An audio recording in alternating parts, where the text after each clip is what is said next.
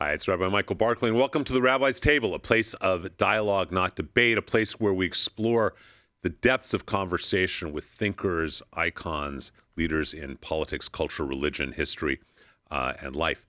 And we're extremely blessed today to have as a special guest Robert Spencer. For those of you who are unfamiliar with Robert, he's written, I think, 28 plus books, but maybe the best quote is from Steve Bannon, who said that Robert is one of the 2 or 3 top experts in the world on this great war against fundamentalist Islam. And Dennis Prager calls him one of the most important writers living today, which is big words coming from Dennis. So, Robert, thank you so much for being here, and welcome to the Rabbi's Table, and thank you for being here. Rabbi, good to see you. Thank you. It's good to see you, too. And you've got another book coming out soon, too, right? Yeah, actually, it's just out. Muhammad, A Critical Biography, out now. And that is an exploration of the early stories about Muhammad, showing that they're not really telling a coherent story as we have been led to believe all these years. And there are quite a few surprises in them. Well, let's start. Maybe that's a good place to start the conversation. So the reality is that people talk, just in general, people throw around the words Muhammad, Quran, Jihad, these terms that really, they don't even know who they are, what they are. I don't think most people know the difference between the Quran and Hadiths.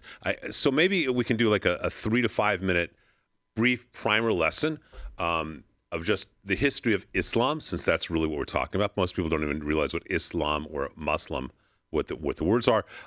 Maybe just starting with who was Muhammad, what is Islam, what is the Quran, and I think probably the Hadiths are probably pretty important in there too. Would you agree? Oh, absolutely. They're indispensable. Okay. In the first place, Muhammad is, according to Islamic tradition, the prophet, the supreme prophet sent by Allah, who is the one and only God. And Allah is responsible also for having sent Moses, David, Jesus, in other words, all the key figures of the Jewish and Christian traditions. And yet the Jews and Christians, according to standard Islamic teaching, corrupted the teachings of their prophets, such that Muhammad had to be sent as the final prophet with the correct revelation, and that is the Quran, which supposedly confirms the teachings of the original Torah and gospel, which are lost. And the Jews and Christians, only have the corrupted versions. Muhammad as an example, in the Bible, it talks about the Akedah, the binding of Isaac, but in the Quran, it's a little bit different, right? Yeah, actually, it's Ishmael who is the one who is bound. That's an Islamic tradition. And there are many, many variants of that kind that you find all the way through. One thing I think is notable about the Quran is that it tells the Exodus story 8 or 9 times in different places with minor variations. But one thing it conspicuously leaves out of every version of the telling, and that is the giving of the 10 commandments. And it's in Islam, all of the commandments are there. Don't kill, don't commit adultery, don't steal, and so on. But they are all with restrictions. There are circumstances under which you can commit all of them, particularly in regard to non-Muslims. Interesting. Okay, so the Quran is written by Muhammad.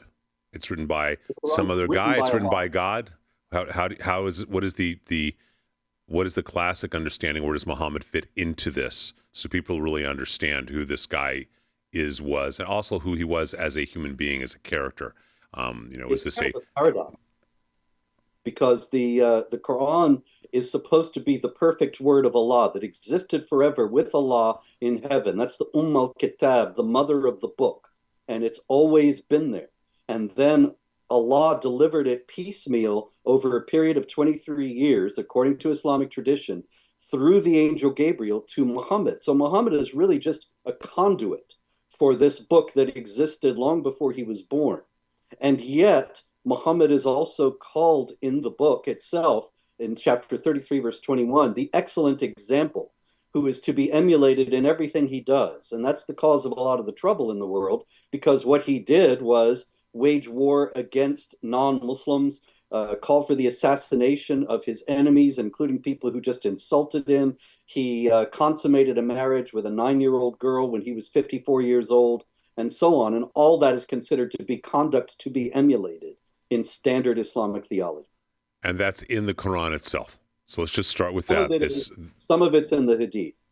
Okay, The so Quran explain. is very hard to understand. It's very hard to read because it's as if you have a conversation. Imagine two people you don't know having a conversation about events in which you were not involved, and they don't stop to fill you in on what they're talking about. You're not going to have a clue of what's being discussed. That's like reading the Quran in many ways. And then the Hadith, which are traditions about Muhammad's words and deeds, fill in the gaps, and they create the standard understanding of the Quran among Muslims.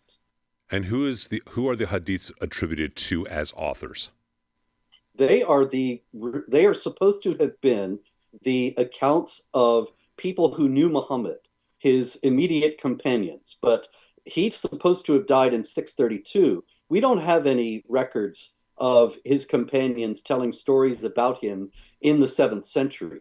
The Hadith actually date from 200 years later, and they're supposed to have been perfectly remembered and then perfectly passed on from person to person until they get to where they were written down 200 years later. And those are the collections that we have today. And those that have the stories that have chains of the narrators from one person to another over those 2 centuries, and everybody in the chain is considered to be reliable, those are considered authentic by Islamic scholars and normative for Islamic law. Okay, so let's back up just to make it analogous to things. If you're Jewish, you can make the analogy that the Quran is to the Hadiths what the Torah is to the Talmud. That the Talmud is an oral interpretation that passes down to an extent. You could make the comparison, and tell me if I'm wrong on this.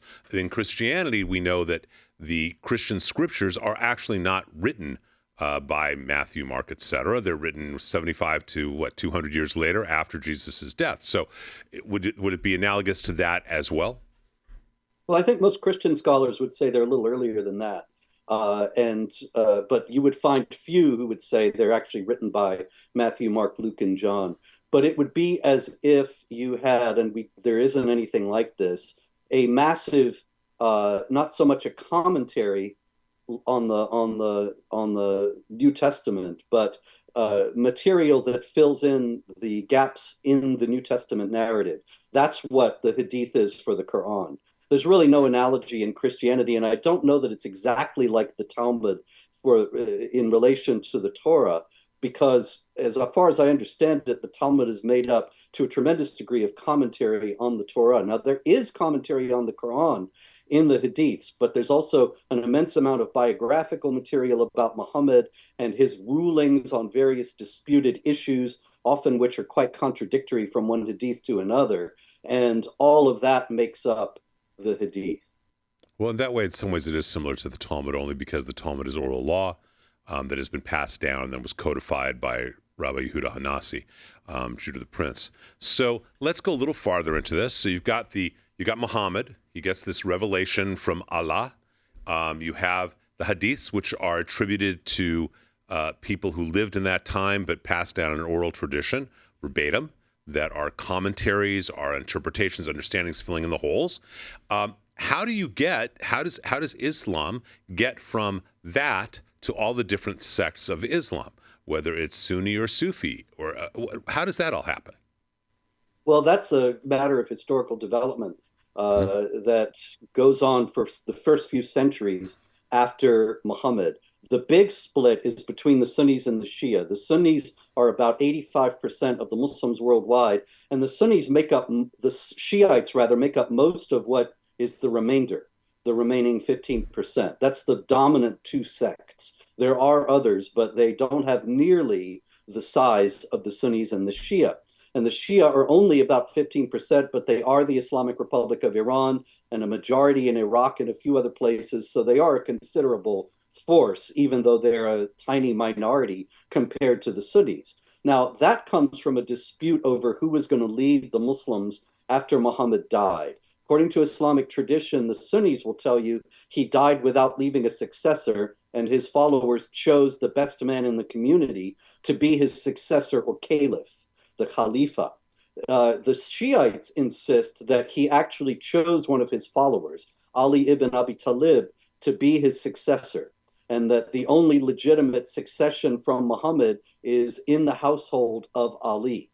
And so that is the big difference between the two. They don't really have doctrinal differences. There are a lot of differences in practice. The Shiites have more of an emphasis on saints and spirituality in terms of trying to have some kind of an experience of Allah, which lends itself more towards Sufism, whereas the Sunnis are more dry and legalistic for the most part. But there are, of course, also Sufis among the Sunnis. The Sufis are not really a sect, but a way of looking at Islam that is more spiritual, although a lot of people think because they have such an emphasis on the spiritual that they're peaceful folks. Actually, the Sufis have been the leaders of the jihad against the Russians in Chechnya for a few hundred years. They were a big inspiration for Hassan al-Banna, the founder of the Muslim Brotherhood. They haven't actually rejected violence or political Islam at all. Okay, so you just brought in a word that I want to get into a little bit. Again, this is just primary education so people understand. We hear a lot about Shia Islam or Sunni Islam. We read that in our papers. You're very clear that it's the Shiites that are the running Iran and all that's coming out of that world, even though 85% of Muslims are Sunni. And then you just use this term jihad. Can you very briefly explain what is jihad, and is it viewed the same by everyone in Islam? Rabbi, jihad means struggle, and there are as many connotations of the word jihad in Arabic as there are for the word struggle in English. You can have a struggle between civilizations, and you can also struggle to lose weight, and it's the same word. And it's the same thing in Islam and in Arabic.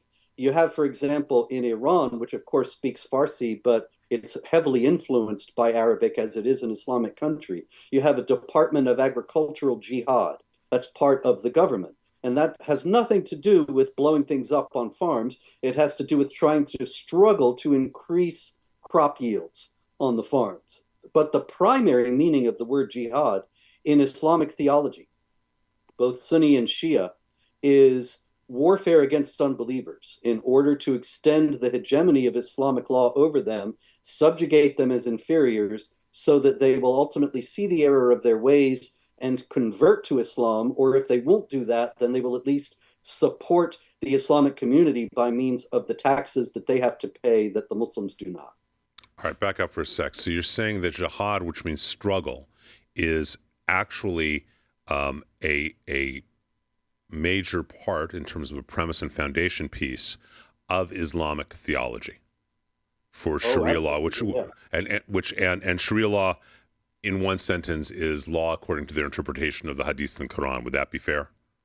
Yeah, but it's considered to be the law of Allah. It's the perfect law of the supreme being. So it's not really a human creation as far as Muslims are concerned. And it's very important to note when we talk about jihad that there is a very famous hadith in which Muhammad is depicted as being asked, what is the great deed that is greater than jihad? And he says, I cannot think of such a deed. So to wage jihad, and it once again, its primary understanding in Islamic theology involves warfare against unbelievers. That's the highest thing that a Muslim can do, according to traditional Islamic theology. All right, so you say that jihad is the highest thing a traditional Muslim can do, that it is a struggle against unbelievers, a war against unbelievers. A war of spirituality, or a war of, if they don't accept our spirituality, does jihad literally mean we kill them if they don't accept our perfect law of Sharia law? Well, there's kill and there's also subjugate. That I mentioned before, that they pay the tax, and that is from the Quran, chapter 9, verse 29, which calls upon Muslims to fight the people of the book, which is the Quran's term primarily for Jews and Christians, until they pay the jizya, which is the tax, with willing submission and feel themselves subdued. If the Jews and Christians and other people of the book submit to the rule of the Muslims, then they can live as Jews and Christians, but they are not equal citizens. They have to accept institutionalized forms of discrimination and harassment. So you have convert or be subjugated or be killed. Those are the three options. All right. So That's the only options there are. There's no other choice in Islam. So, look, we have, I was professor for years of theology at Loyola, and I actually have a friend who wrote an amazing book called Oil and Water, and about Christian and Islam relations. But what you're saying, if I'm understanding you correctly, is at the end of the day, there is no such thing as a partnership between any other faith and Islam. Am I understanding you right on that? Yeah, you're absolutely right. Chapter 8, verse 39 of the Quran says, fight them until persecution is no more and religion is all for Allah. So you see, if it was just a defensive warfare, it would be until persecution is no more, full stop. But if you're going to fight the unbelievers until religion is all for Allah, that means you're going to ultimately end up fighting people who are minding their own business and not bothering you in any way, but their religion is not for Allah. And so you have this divine command to wage war against them. It's an open-ended declaration of war against all non-Muslims. So if there's an open-ended declaration of war against all non-Muslims, as you just expressed, then by definition, is Islam a religion or a political movement or both that are intertwined in such a way that they cannot be separated? What is the actual definition of Islam? Islam means submission. And it means, in the first place, that human beings should submit to Allah. But there are other submissions as well. Women must submit to men. Non-Muslims must submit to Muslims. And there's submission all down the line in the perfect Islamic society. And so the idea that Islam cannot be political flies in the face of how Islam has been practiced throughout history, and even the example of Muhammad himself.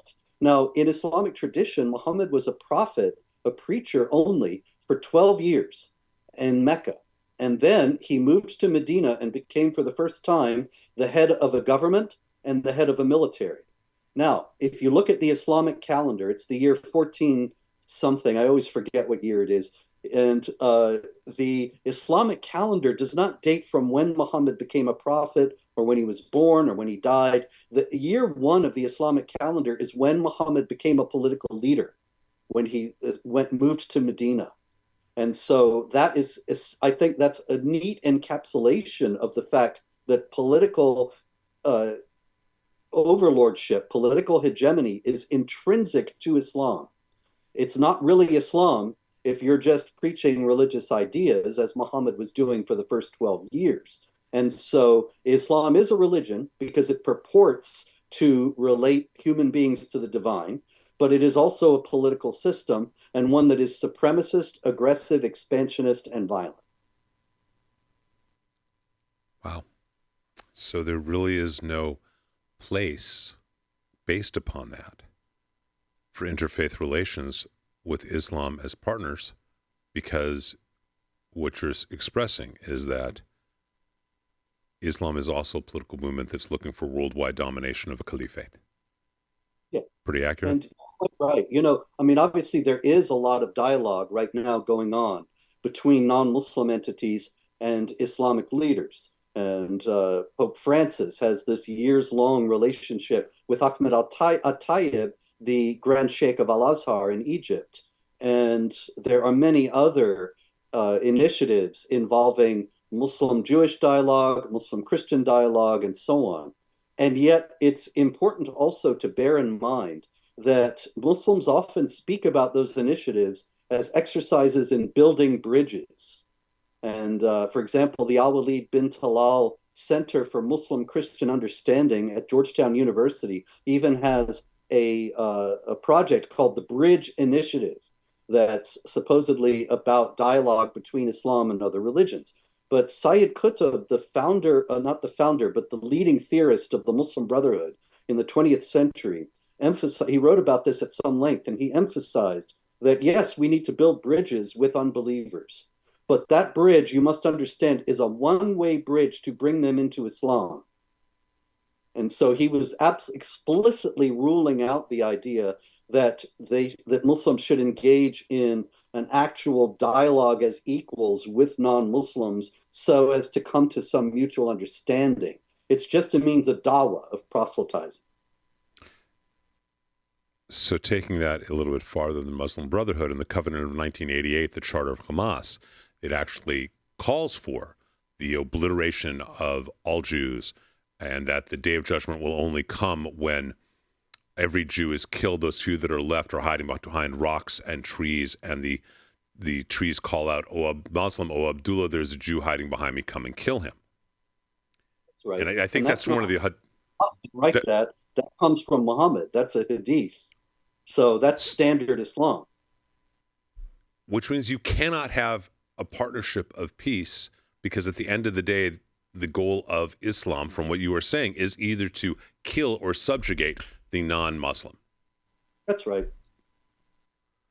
Okay. So can you talk for a moment, and you understand that for most people, most Western-minded people, Western culture people, they do not believe in evil.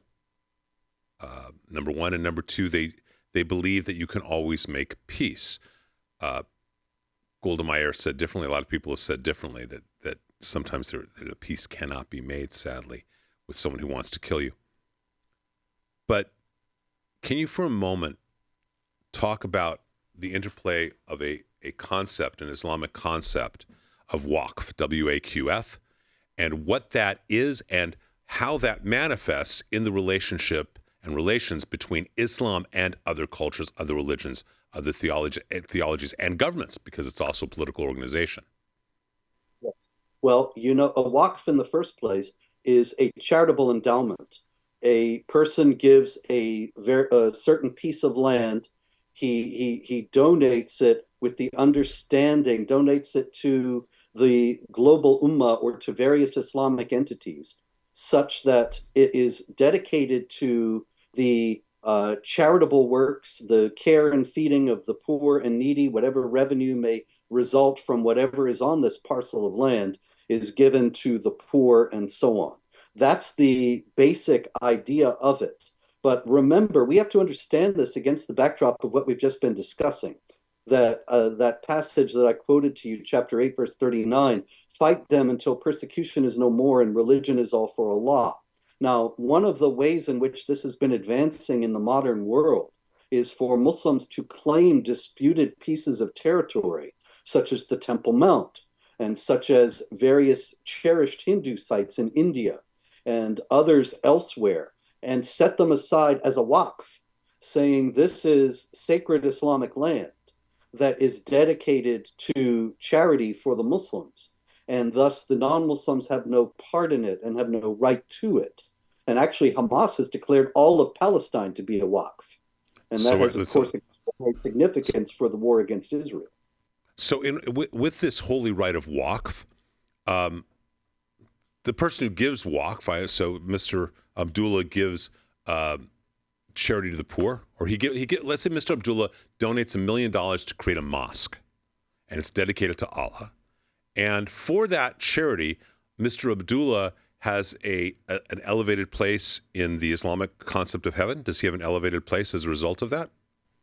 Oh, yeah, absolutely. The Quran promises people reward for their good deeds. And it's actually a very simple arrangement. Your good deeds outweigh your bad deeds, you go to paradise. And if your bad deeds outweigh your good deeds, you go to hell. This is in the Quran, chapter 21, verse 47. So he gives this waqf, and this is helping to secure his place in paradise.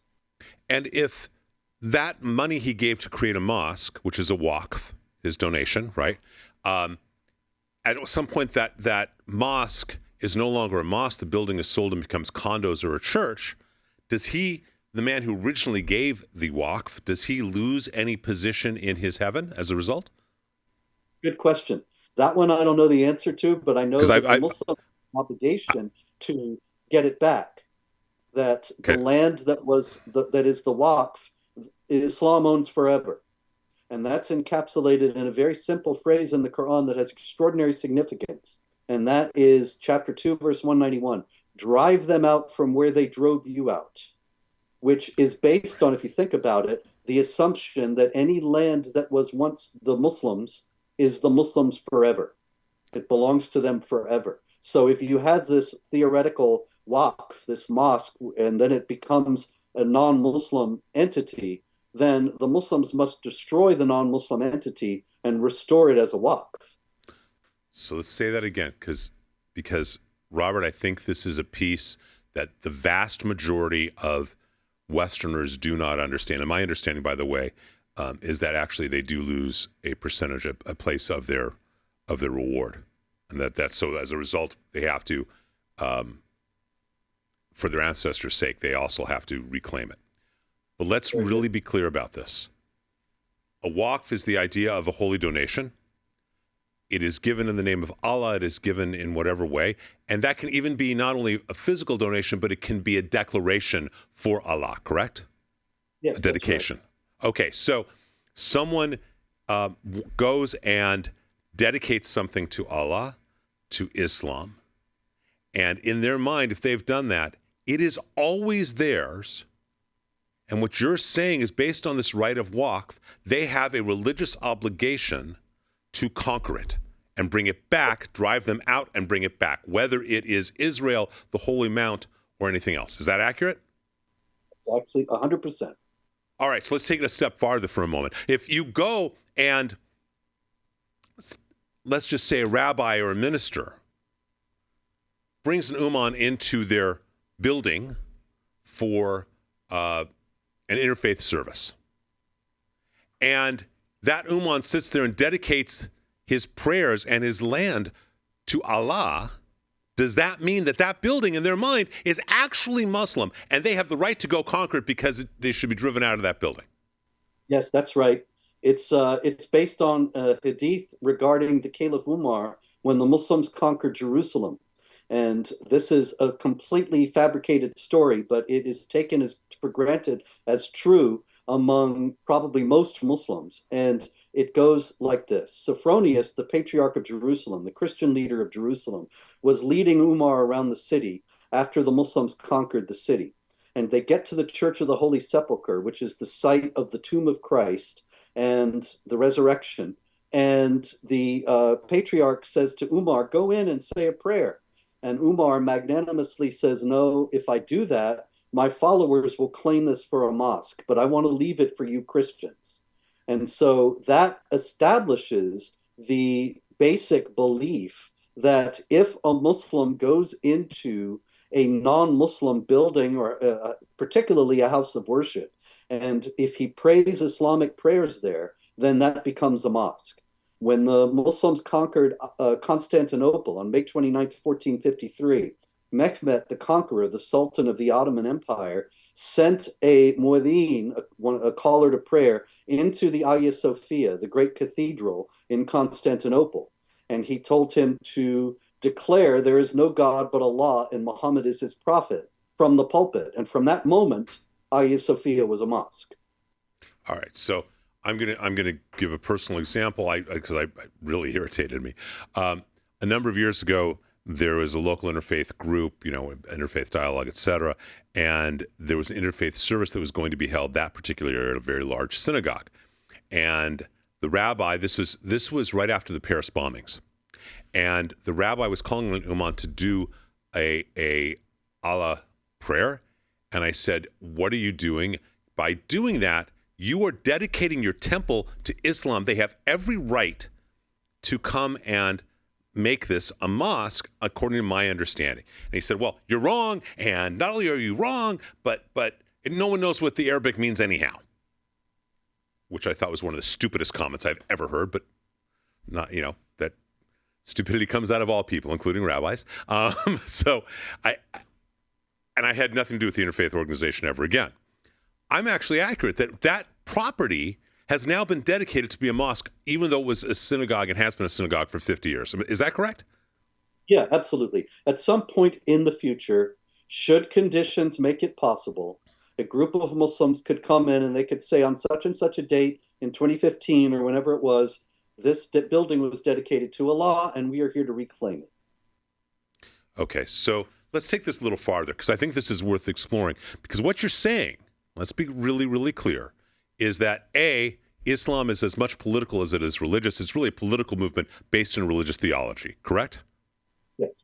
And B, it is about creating a worldwide caliphate, a worldwide a worldwide government based on Sharia law, where anyone who is not Muslim is either killed or subjugated, and anything that has ever been named out for Islam is always to be Islam's in perpetuity, and they have every right to go destroy through a jihad, a struggle to, whether it's physical at this point or extremely, warfare oriented.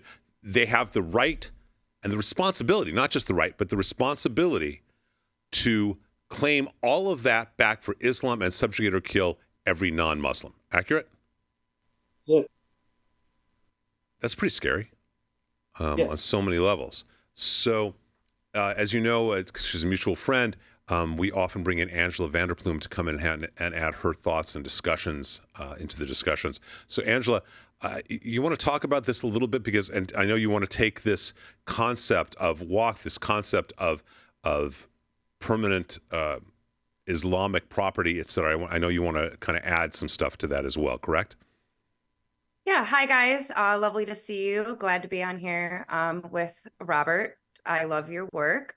It's not just about the waqfs. I feel like this is a lot of what we call civilization jihad. So it's not necessarily kinetic at this point. But what I did want to bring up, I was speaking with all of our mutual friends, former FBI agent Don Guandolo, and he said basically in key areas, specifically mine being one of them in Chicago, they're talking about and they're debating more openly about kinetic and actual jihad versus a civilization one where they come in and you could do a walk or you could do it politically. And then I also wanted to mention a little stuff about the jihad, which I think is great that we're defining here. Dr. Bill Warner he's really great at math and breaking it down. And one thing that stuck out to me is if there's 1,400 hadiths about jihad, 2% are about religious efforts, and 98% are about jihad as war, right? So what are we seeing right now? We're seeing a heavy influx of all of these jihadists migrating through our borders, and this has risen. I looked it up. In 2022, the FBI claimed there were about 100. In 2023, there were about 160. In June of 2024, there was over 400 alone.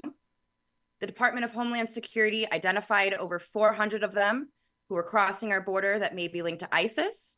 Robert Spencer just came out with an article that's talking about Al-Qaeda. Okay? So we have Al-Qaeda who are looking for lone wolves at these protests that we're having.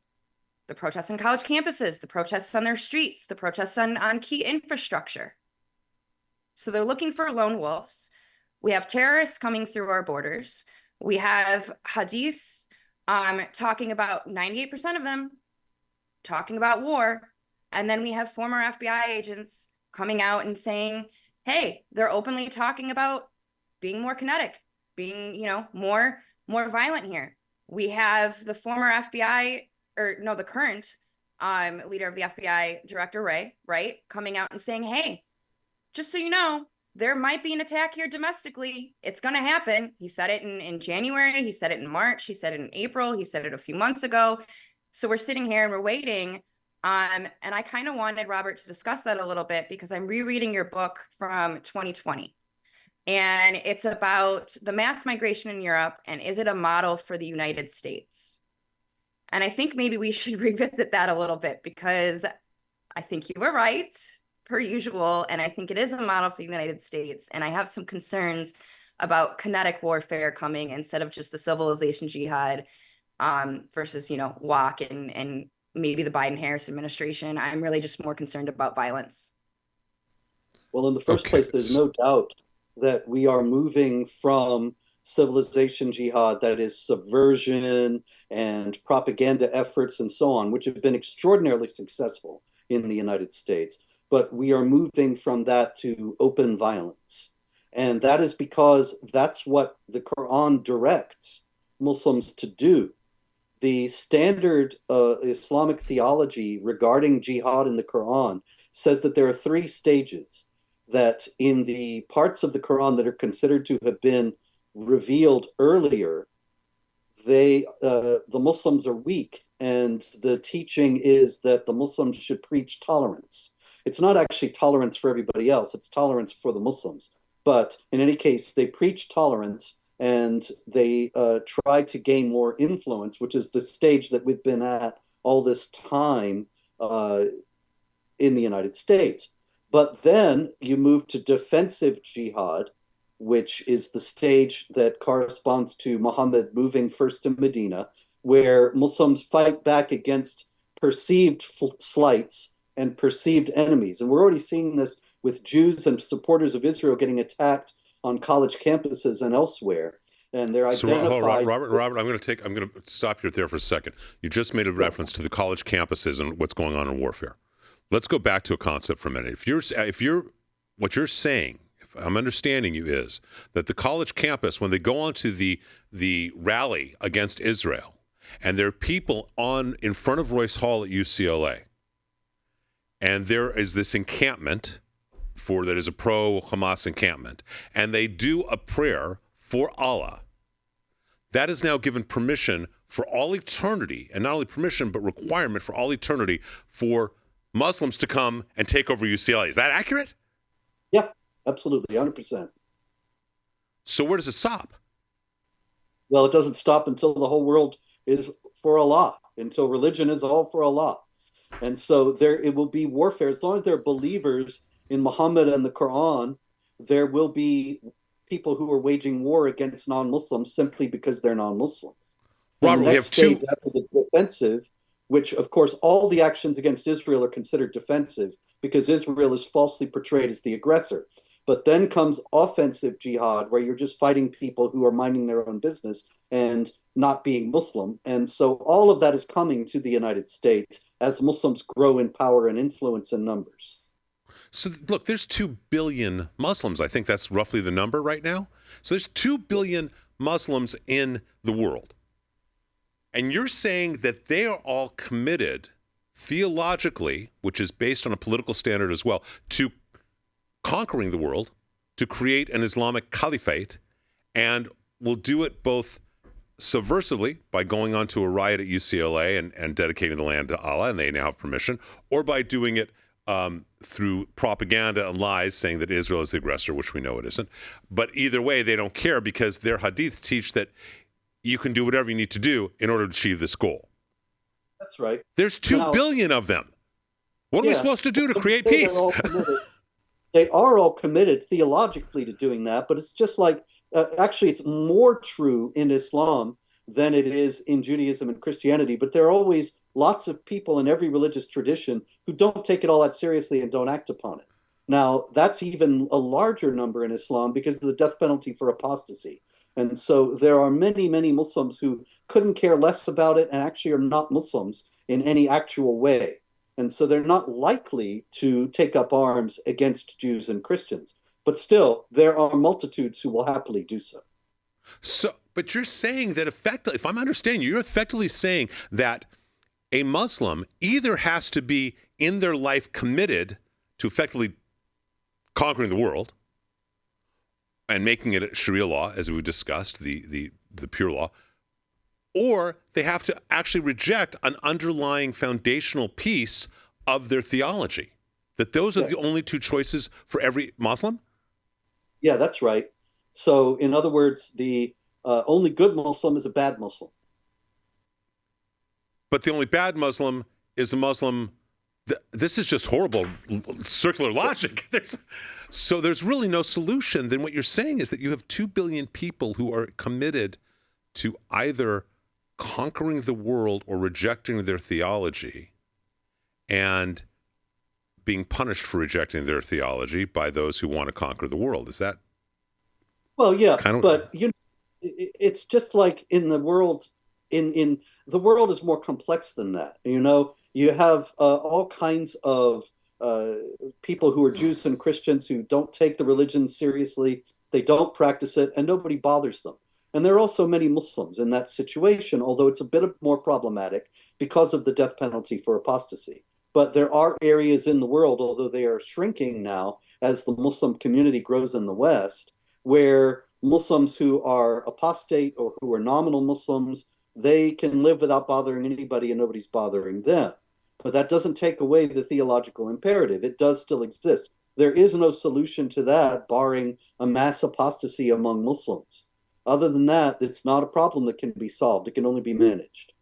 So simply put, you're saying that Islam is a tradition of walking to everyone who is a either non-practicing Muslim or who's any other faith tradition with a sword in one hand, the Quran in the other, and say, okay, which one do you want in your heart? Because you're taking one of them.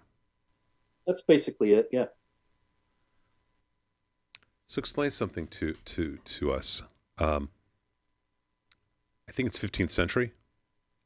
We have a period in the world of Spain, Portugal, Andalusia, that area of convivencia, where you have this creative, theological, spiritual, artistic integration of Judaism, Catholicism, and Islam into this amazing things come out of this period of convivencia, who, depending upon whom you ask, could have been a 2-century event or it could have been a 5-century event. But there's a period in Spain, Morocco, that part of the world, Portugal, where they all interact together, and there is a flowering during convivencia of theology and beauty and everything else. How did that happen? Well, in the first place, it's exaggerated. There was a book that came out about 20 years ago called The Ornament of the World by a scholar who has since passed away, Maria Rosa Menocal. I think she has. If you're watching this, Professor Menocal, and you have not passed away, I apologize. But in any case, she claimed this convivencia and publicized the idea. And many other people picked up on it because, especially after 9/11, it was a very appealing idea for many that gave people comfort. Unfortunately, she wildly exaggerated her case. Even in the early portion of that book, she admits that the Jews and Christians only lived in peace in Muslim Spain when they lived as dhimmis, when they submitted to the Muslim rule and accepted all the discrimination that involved. Now, at the same time, laws, as they say, are made to be broken. And that's true in the Islamic context as well as anywhere else. There are times in Islamic history when certain Islamic rulers start to ignore the Sharia provisions regarding the subjugation of the dhimmis, and they have a favored person who's a Jew or a Christian who rises to a position of great power and influence. But this is always very risky. Take 1066 in Granada, when the Muslim ruler appointed a Jew to be the ruler of the city because they were close friends and he respected him. But the Muslims in the city were appalled and enraged, and they knew Islamic theology, and so they rioted and they murdered 4,000 Jews in a pogrom in the city at that time because this Jew was named the ruler of the city. And so there's always this tension, even in this wonderful medieval Spain, between the reality of the law, which is subjugation, harassment, and discrimination against the non-Muslims, and the natural humanity of certain people where they want to set those laws aside. But they do so at their own risk, and they could end up being killed, as many were in Granada. You realize that what you're effectively saying is antithetical to the headset and worldview of the vast majority of Americans. Yes, that's right. That's absolutely true. And that's why I am such a villain if you look me up online. People who speak truth are often viewed that way. But looking at the theology then, what you're pointing out is that the covenant of 1988 with Hamas is an example which quotes the hadiths and says very clearly that the only reason to sit down at a peace table is in order to lull your enemies to sleep so that you can ultimately destroy them. That's not extremist Islamic theology. It's actually core Islamic theology, as quite right, is yeah. the political goal of a worldwide caliphate is a theological goal of Islam. Yes, it's not just the province of Hamas. Every last jihad group is dedicated to restoring the caliphate. And the Islamic State, ISIS, proclaims itself to be the new caliphate. Recep Tayyip Erdogan, the president of Turkey, wants to restore the Ottoman Caliphate. and has explicitly stated on more than one occasion that the nations of the world today that once belonged to the Ottoman Empire still belong by right to the Turks, and he intends to reassert that sovereignty over them. And if we take that a step farther, based upon the concept that once it's dedicated to Allah, it is always Muslim, by virtue of pretty much every well-intentioned interfaith event, every let's sit down and sing Kumbaya type of event, by virtue of inviting that into the temple, into the church, it has also created an opening theologically and justified theologically for Islam to come in and sweep across in a jihad way, in a struggling way, because it has been dedicated to Muslims. That's what the whole idea of the dialogue is for, as far as Muslim leaders are concerned. And it works wonderfully. You know, I can tell you back now over 10 years ago, I was invited to speak at a Roman Catholic conference up in Massachusetts. And I was canceled by the bishop, Robert McManus. I believe he's Worcester, Massachusetts, Bishop of Worcester. And he wrote a letter. I still think it's one of the most astonishing things for him to have admitted. He said that if I come and speak about Muslim persecution of Christians, it could harm the wonderful dialogue they're having with Muslim leaders. And so I thought, well, the dialogue has thus accomplished its purpose as far as the Muslims are concerned. It's made him afraid to call attention to the plight of his fellow Christians in other parts of the world. And that's exactly what the Muslim rulers want. They don't want the attention to be focused on these uncomfortable issues as far as Islam is concerned. And they bought his silence by this promise of this fake dialogue. So covert manipulation, subversion, these are all, you're saying that this is actually part and parcel of the Islamic process to create a worldwide caliphate. It's totally not only legitimate, it's encouraged. Yes, absolutely.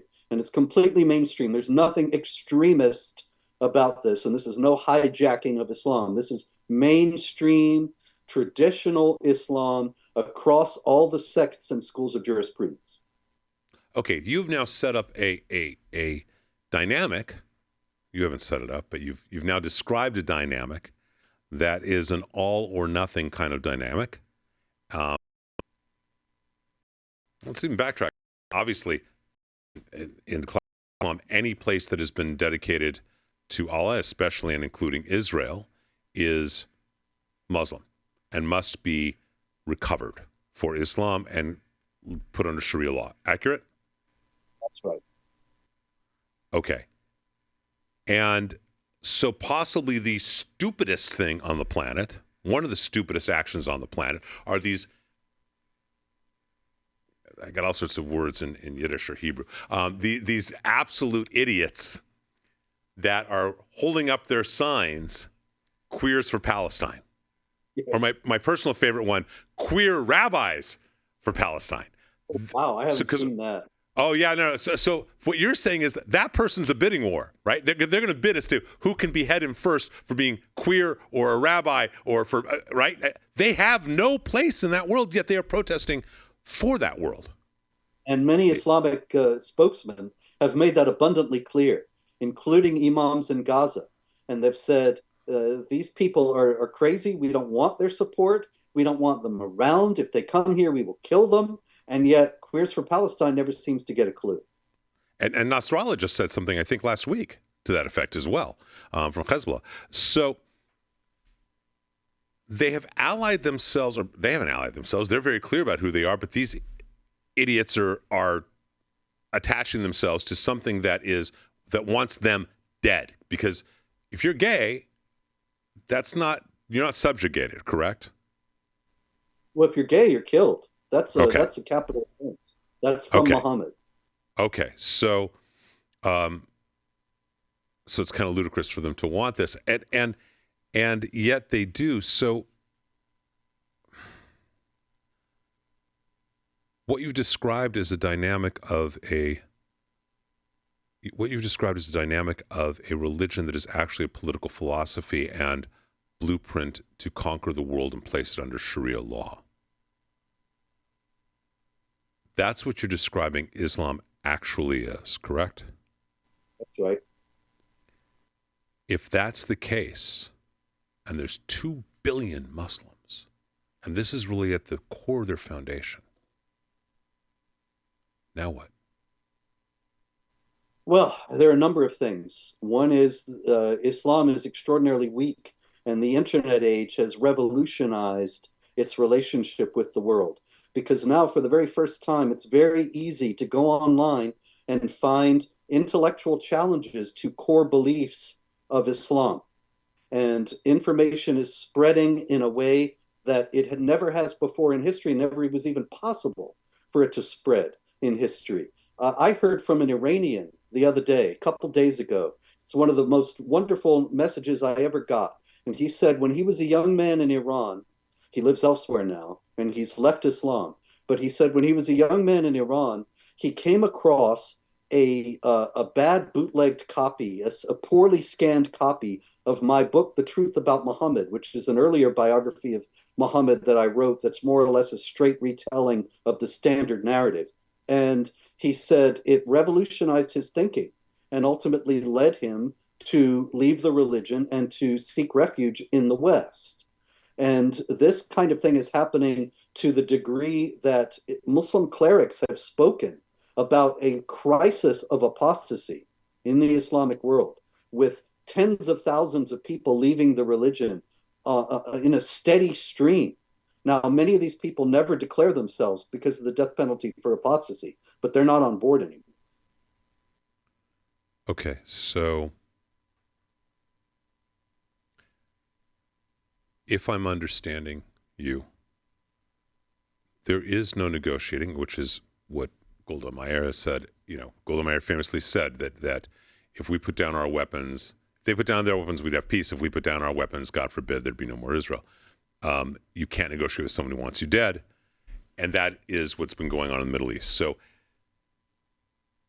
based upon an accurate and honest understanding of what Islam really is, that Iran and her proxies are Islamic, theologically Islamic political organizations, which means they have the desire and requirement to destroy and to make everything under Sharia law. There is no possibility for Israel to do anything, what you're saying. There's no possibility for Israel to ever have peace there's no such thing as a two-state solution. It can't work. And so as a result, there's really... I'm sorry, go ahead, I couldn't hear you. It would just be a new jihad base like Gaza was after they withdrew in 2005. And people were saying now there will be peace because the Gazans will go about their business. Well, there was no occupation and there was no peace either. They just used it as a jihad base. And so would a Palestinian state be a new jihad base. There will never be a two-state solution where the Palestinians agree to live side by side in peace with the Israelis. They will just use it to destroy what is left of Israel. And the only thing the Israelis can do is to stand strong. And the jihadis respect strength. If the Israelis had been strong and their allies had been strong, none of this would be happening. Right. And look, I don't even use the term Palestinian because I think it's a made-up term. I mean, it's not even I think it is a made-up term. There is no such thing as a Palestinian. I'll use Gazan, right, but there's no such. You and I both know that, and we both have talked about that individually. So, based on an accurate understanding of Islamic theology, a two-state solution is an impossibility because the Islamic desire to destroy, conquer, and kill, either kill or subjugate all into Islam. True? That's right. Drive them out from where they drove out is an absolute statement. It's not going to be negotiated away. Okay, so that's off the table, you're saying. But if you really understand Islamic theology, which is a political movement, as you're understanding, then two-state solution is off the table. Any interfaith dialogue that invites an Islamic prayer into a building is off the table, right? That destroy, because that's a doorway in to say, okay, we now have the right to make it Islamic again. There's 2 billion Muslims. A certain amount are becoming more secularized, for lack of a better term, even though it may not be accurate, but they're stepping away from some of the core theology of Islam.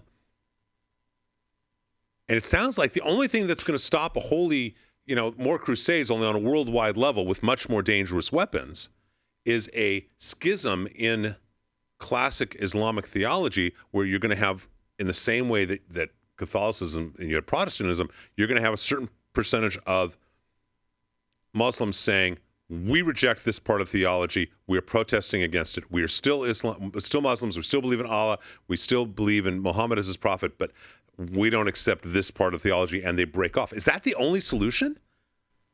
I don't even think that's the solution. I'm sorry, because the Quran says in chapter 5, verse 3, this day I have perfected your religion for you. That has stymied reform for 1400 years, because if it's perfect, then if you change it, it's not perfect anymore.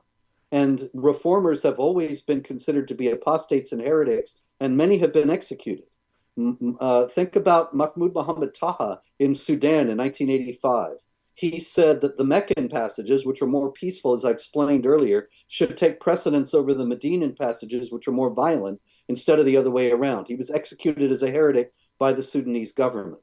So the prospect of some large-scale rejection of the violent aspects of Islam and the supremacist aspects of Islam by a massive number of Muslims, I think that's extremely unlikely.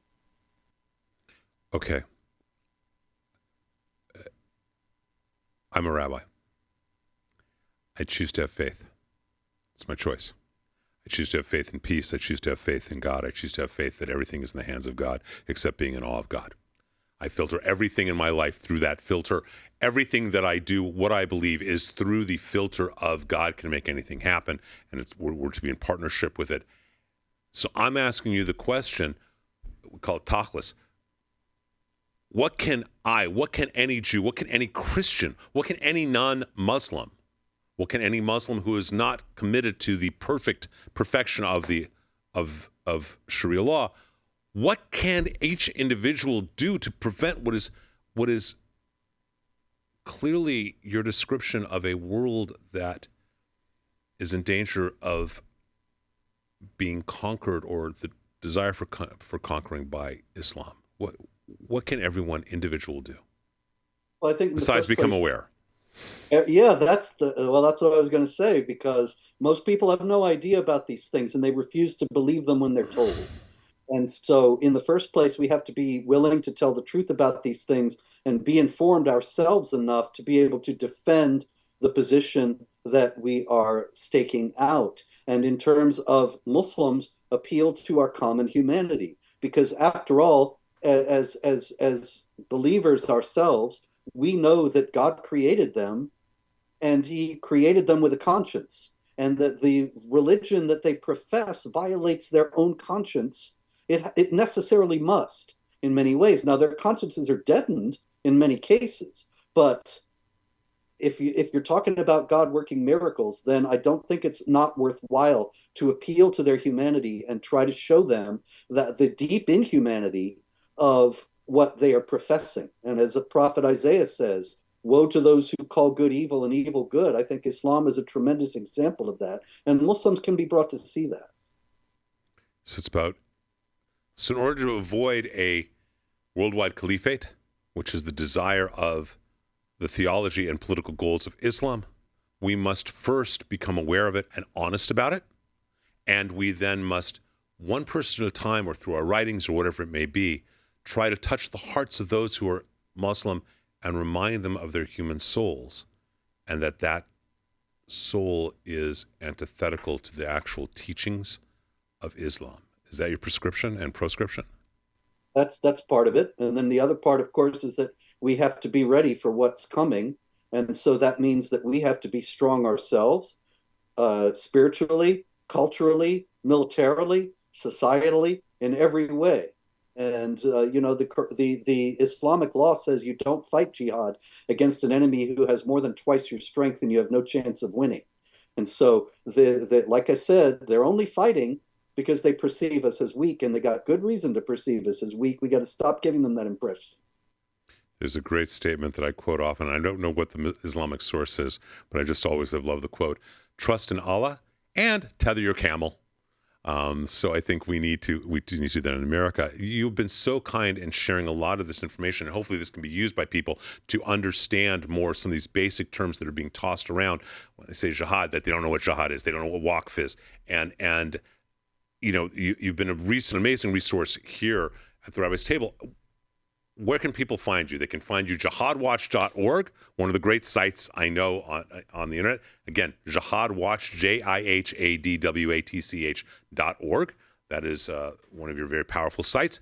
How else can they find Robert Spencer to read your work, which is, I'm sure, all on Amazon? I don't think you've been banned yet. But to read your work and to find your articles, your blogs, how can people find you, Robert? Yeah, in the first place, I wanted to emphasize that jihadwatch.org is a news site with news of jihad from all around the world every day, updated many times. So that's at jihadwatch.org. It's not just a static site. Also, I have written 28 books on various aspects of Islam and jihad for the most part, a few political books in there. And those are all at Amazon, and the new book, Muhammad, A Critical Biography, as well. Barnes & Noble also has them. If there are any bookstores still out there, go ask them to order the new book at least. I'm at Jihad Watch RS on Twitter as well, and often get into Twitter fights, which I hope you'll find entertaining. Okay, and there's also, you also write with David Horowitz too, right? You also write on... I should mention that at PJ Media, you and I both often appear, and I try to write something there every day when time permits. I also write regularly at frontpagemag.com, which is a program of the David Horowitz Freedom Center, as is Jihad Watch itself. I haven't written for PJ just for a little bit because in less than 2 weeks I have Rosh Hashanah, then Yom Kippur, then Sukkot. So I'm a little overwhelmed with the high holiday period, and as well as having teenage sons. But yes, we both write for PJ and other places, and the idea of the Rabbi's Table is a Yiddish concept, Rabbi Tish, that we sit around and we talk, and where it goes, it goes. And I want to thank you for doing that and for being here. There is a statement, and you can find the Rabbi's Table both on X, on Rumble, they're doing audio podcasts of it on Spotify, iHeart, Apple, etc. We have a saying in Hebrew, and I actually believe this is the blessing that I think for all of the people who are guests here and who we interact in our lives.